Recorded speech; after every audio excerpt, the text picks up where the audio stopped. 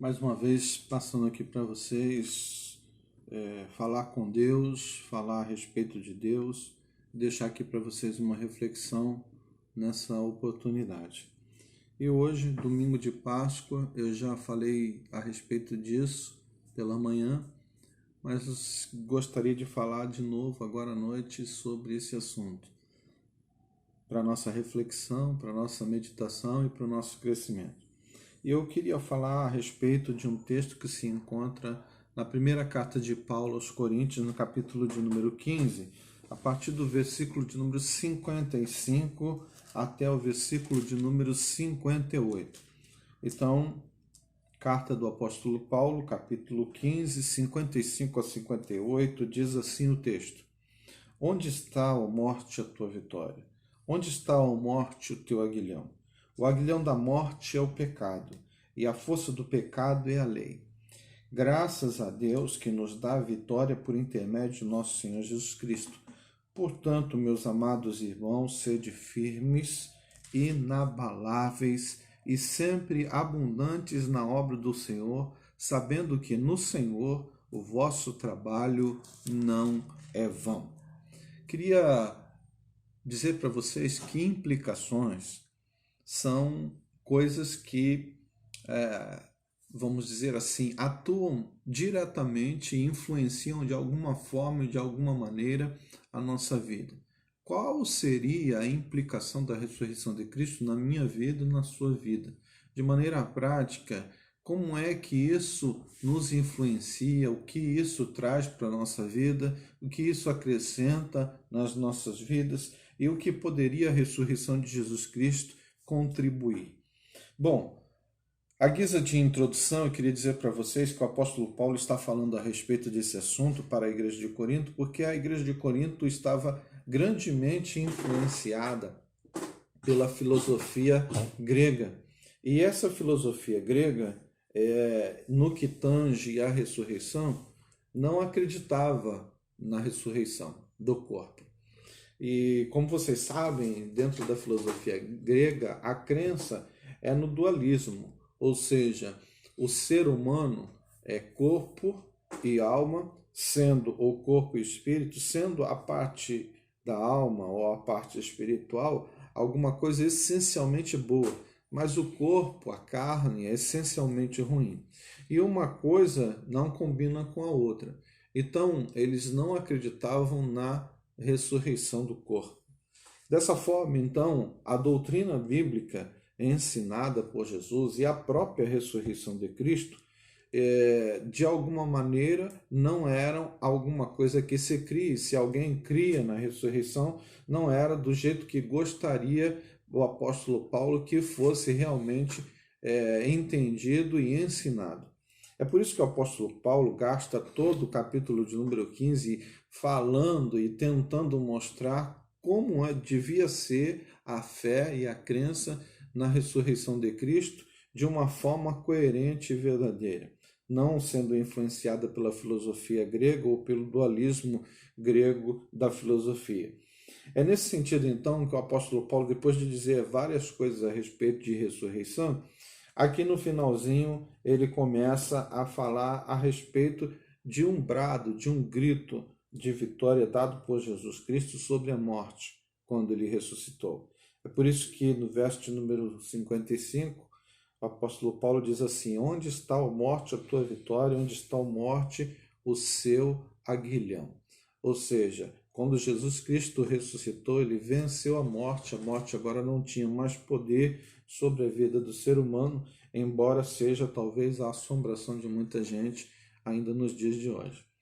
Mas uma primeira coisa que eu gostaria de dizer para você nessa noite é de que o apóstolo Paulo nos mostra, através aqui de 1 Coríntios capítulo de número 15, que a ressurreição é o centro da crença cristã. Eu não sei se você sabe, mas tem uma palavra que define tudo aquilo que a gente acredita dentro da fé, de uma fé, seja lá qual for, em qual religião for. É a doutrina. A doutrina é o conjunto né, de crenças que algumas pessoas têm a respeito de determinados assuntos, normalmente baseados no livro sagrado, que tem como confissão de fé e prática. No nosso caso é a Bíblia. Então, o que a Bíblia ensina a respeito de vários assuntos, de várias coisas, e aquilo que nós acreditamos a respeito dessas coisas formam a doutrina cristã. E o que eu queria dizer para vocês é de que a ressurreição é o centro de toda a doutrina cristã. Porque sem ressurreição nada ou todo o resto fica comprometido. A ressurreição é o centro da doutrina cristã porque muitos acreditam até em vida após a morte, mas não da maneira como os cristãos creem.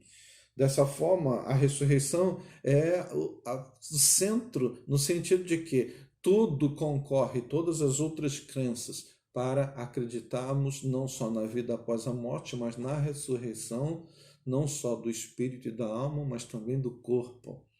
E isso é uma coisa que é ensinada aqui pelo apóstolo Paulo. E nesse sentido, a ressurreição de Cristo implica na nossa fé e na nossa doutrina de maneira a mudar todo o resto. E essa implicação é algo que talvez para muitos não faz nenhum sentido, mas que é muito importante. Sem a ressurreição, toda a doutrina cristã ela desmonta, não faz sentido. Outra coisa que eu gostaria de deixar aqui para vocês é que uma segunda implicação da ressurreição é que a ressurreição de Cristo, ela nos mostra que Deus aceitou o sacrifício de Jesus Cristo e, portanto, isso faz uma grande diferença nas nossas vidas. Perceba que Jesus Cristo morreu no meu lugar e no seu lugar. Ao ressuscitar, né, e vencer a morte, isso mostra que Deus não só fez com que Jesus Cristo se tornasse vitorioso sobre a morte, mas também como isso foi uma aprovação do sacrifício que Jesus Cristo fez na cruz. Porque se Jesus Cristo não tivesse feito um sacrifício que fosse aceitável, nós hoje não teríamos o perdão, não teríamos a salvação, a possibilidade de ter também a vida após a morte como Jesus Cristo teve. Então perceba que ao ressuscitar Jesus Cristo, né, Deus fez com que o sacrifício dele realmente fosse aprovado. Então isso tem implicações sérias no meu perdão, no seu perdão, na vida eterna e na salvação. Uma terceira coisa que eu gostaria de deixar para você nessa oportunidade é o fato de que o texto diz que a ressurreição de Cristo nos mostra que a vida ou a morte não é apenas uma simples coisa. Tem gente que passa pela vida e os dias vão passando, as semanas vão passando, os meses vão passando, né? E a pessoa vai envelhecendo, o seu corpo vai enfraquecendo e a pessoa acha que a vida é só isso. Mas não é isso, né? A ressurreição de Cristo mostra que nós devemos viver a vida em busca de termos, depois da morte, uma outra vida. Tem gente que vive aqui como se não tivesse futuro. A ressurreição de Cristo nos mostra que a vida não é simplesmente vida, nem a morte é simplesmente morte.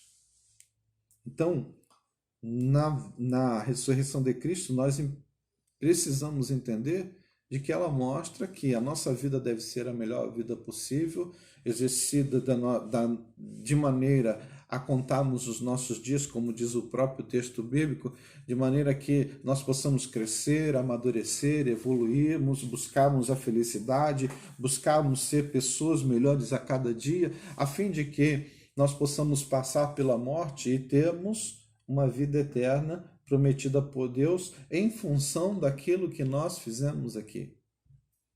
E eu gostaria que você percebesse que apenas um copo de água que nós damos a quem tem sede faz uma grande diferença quando nós chegamos depois da morte.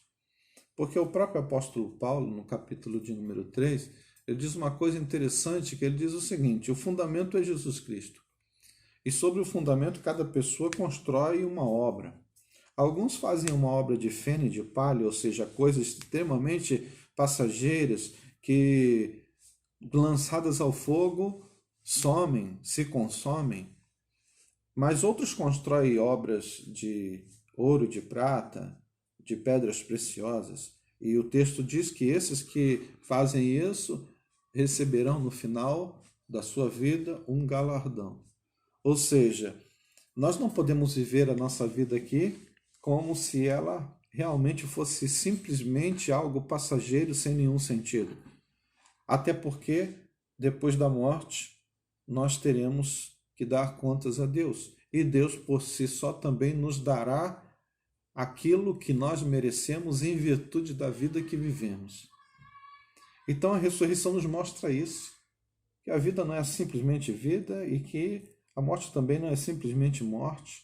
Nós precisamos viver, né, a vida aqui, quando cremos na ressurreição, da melhor maneira possível, para que nós, após a morte, possamos ganhar o galardão que nos está prometido por Deus. Por fim, a última coisa que eu queria dizer para você é de que a ressurreição de Cristo faz com que a nossa vida, né, se transforme numa vida extremamente produtiva. Porque aquele que crê em Jesus Cristo como Senhor e Salvador, crê que Ele morreu e ressuscitou, vive uma vida de serviço para Deus e para o próximo. É por isso que o apóstolo Paulo, no final aqui, diz assim: portanto, meus amados irmãos, sede firmes, inabaláveis e sempre abundantes na obra do Senhor, sabendo que o vosso trabalho não é vão. Em outras palavras, a ressurreição de Cristo nos impulsiona a fazermos o melhor que pudermos na nossa vida aqui, servindo ao Senhor e ao nosso próximo, amando a Deus e ao nosso próximo como nós mesmos, a fim de que nós possamos, depois da morte, experimentar as recompensas que Deus tem para nós. O apóstolo Paulo é bem claro quando ele diz que o nosso trabalho não será em vão, visto que, assim como Cristo ressuscitou, nós também ressuscitaremos e estaremos com Deus para sempre. E nós não podemos viver nessa vida aqui sem ajudarmos as pessoas, sem servirmos e buscarmos a Deus, levando a vida sem nenhum tipo de preocupação, sem nenhum tipo de trabalho ou nenhum tipo de serviço que glorifique e exalte o nome de Deus. Então veja só como a ressurreição de Cristo transforma as nossas vidas, muda o nosso olhar a respeito da vida e muda também o nosso olhar a respeito da morte. Porque quem crê que Jesus Cristo ressuscitou, crê também que no último dia também irá ressurgir. Quem crê que Jesus Cristo venceu a morte, sabe que a morte não tem mais poder sobre as nossas vidas. Nós, quando morremos, teremos a promessa de Deus de que estaremos com Ele. E quando Jesus Cristo voltar, nós ressuscitaremos para estar com Ele para sempre nos céus e na eternidade. Nesse texto, fica claro de que a ressurreição mudou não apenas a vida de Jesus, mas mudou a vida de todo ser humano que crê em Cristo e na sua ressurreição. Que Deus esteja abençoando a você, a sua família. Que Deus proteja você nesses tempos de pandemia e que você saiba sempre que assim como Cristo ressuscitou, nós também ressuscitaremos um dia. E assim como Ele venceu a morte, nós somos mais do que vencedores por Jesus Cristo que nos amou. Que Deus abençoe você. Tenha um final de domingo abençoado e nunca se esqueça, Páscoa é Jesus, porque em Jesus nós passamos da morte para a vida. Deus abençoe você. Vamos orar? Senhor nosso Deus e Pai, obrigado por esse dia, pela oportunidade de estar falando contigo. Quero te pedir, Senhor, por cada pessoa que me ouve e me vê, que Tu estejas abençoando a cada um. Que todos, Senhor, tenham a certeza da salvação, do perdão e da vitória sobre a morte. Em nome de Jesus. Em nome de Jesus. Amém.